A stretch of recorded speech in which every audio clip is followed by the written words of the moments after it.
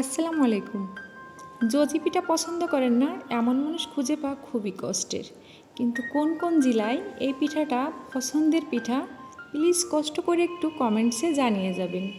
পিঠাটা কিন্তু খেতে খুবই টেস্টি, আমার খুবই পছন্দের পিঠা।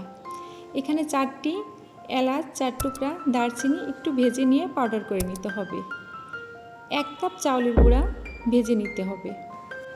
2 কাপ নারকেল কুচি ভেজে তুলে নিতে হবে।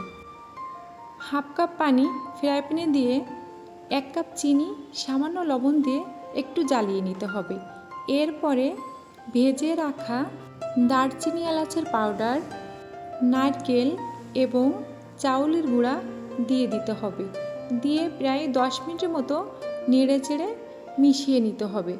এ পর্যায়ে চুলার আঁচটা কিন্তু কমিয়ে রাখতে হবে। পিঠার ডো যখন আঠালো হয়ে যাবে ঠিক তখন নামিয়ে নিয়ে দ্রুত গরম থাকতে থাকতে পিঠাটা প্রসেস করে নিতে হবে। একটু হাতের তালুতে তেল মেখে নিতে হবে। যে ছুরি দিয়ে পিঠাটা কাটবেন ছুরিতেও একটু তেল মেখে নিতে হবে। এরপরে আপনি যেভাবেই শেপ দেন না কেন খেতে কিন্তু একই রকমের স্বাদ হবে।